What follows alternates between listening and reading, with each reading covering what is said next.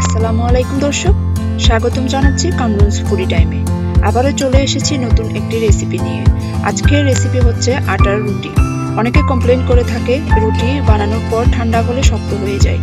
আজ আমি আপনাদের কিছু টিপস অ্যান্ড ট্রিক্স দেখাবো, যেগুলো ফলো করলে আপনাদের রুটিও দীর্ঘক্ষণ নরম থাকবে। এর জন্য আমি চুলায় মিডিয়াম আঁচে একটি পাতিল বসিয়ে দিয়েছি আর দিয়ে দিচ্ছি 1 কাপ পানি, 1/4 টিস্পুন লবণ।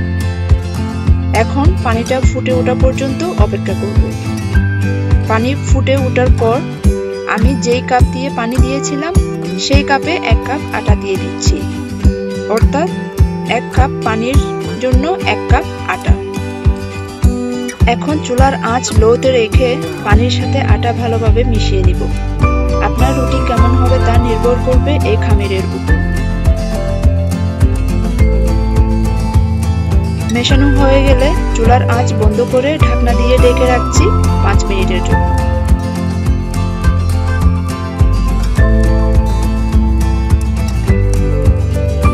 5 মিনিট পর আমি একটি প্লেটে নিয়ে নিচ্ছি।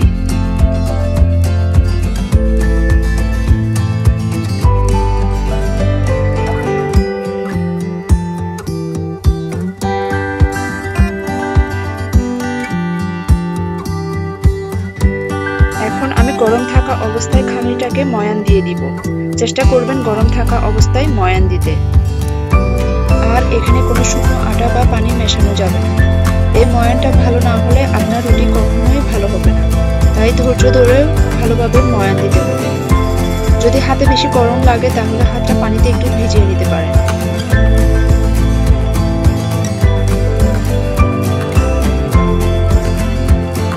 এভাবে 10 থেকে 15 মিনিট ময়ান দেওয়ার পর খামিরটা দেখতে এমন হয়েছে। আমি একটু দেখিয়ে দিচ্ছি কতটা নরম হয়েছে। বেশি নরমও না আবার বেশি শক্তও না, মিডিয়াম একটা খামির হবে। এখন আবারও ঢেকে রাখছি 5 মিনিটের জন্য। 5 মিনিট পর আবারও একটু ময়ান দিয়ে দিচ্ছি।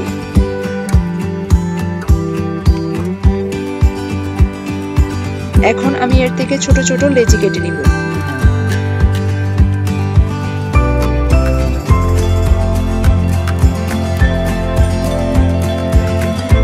লেচি কেটে নেওয়া হয়ে গেছে। একটা বেলার জন্য নিয়েছি আর বাকিগুলো একটা ভেজা কিচেন টাওয়েল দিয়ে ঢেকে রেখেছি যাতে শুকিয়ে না যায়।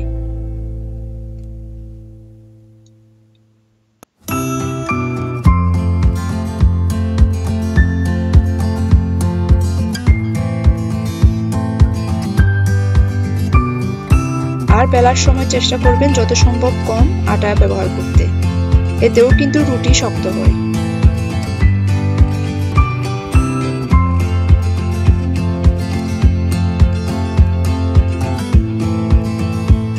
এভাবে আমি সবগুলি রুটি বেলে নিচ্ছি।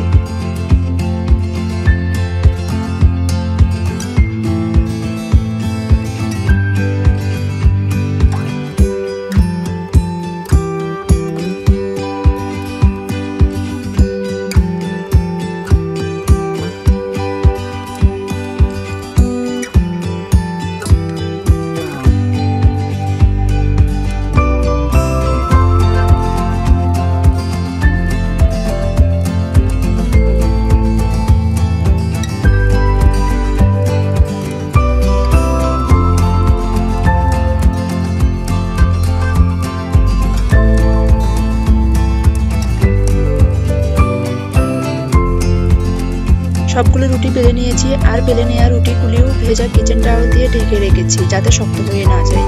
ভেজা বলতে আমি একটা কিচেন টাওয়েল পানিতে ভিজিয়ে পানিটা ভালোভাবে নিংড়ে নিয়েছি। এখন রুটিগুলোই ছেঁকে নেব। এর জন্য চুলায় মিডিয়াম আঁচে একটি প্যান বসিয়ে দিয়েছি। একটি রুটি দিয়ে দিলাম আর অপেক্ষা করছি 1 মিনিট।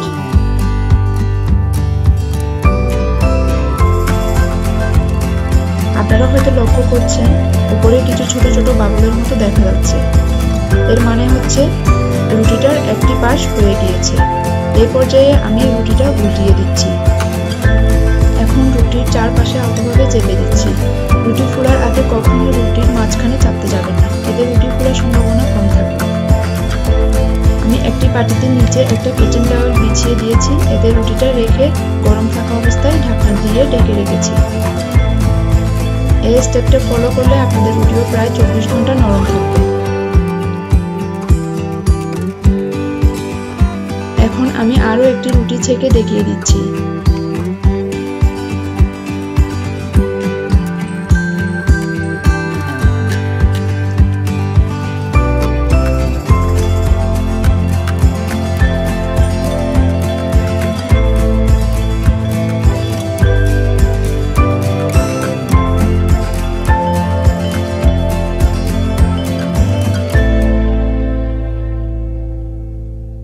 আমার সবগুলো রুটি ছেঁকে নেওয়া হয়ে গেছে। আমি রুটি সার্ভ করেছি মুরগির মাংস ভুনা দিয়ে। আপনারা দেখেই বুঝতে পারছেন রুটিটা কতটা সফট হয়েছে।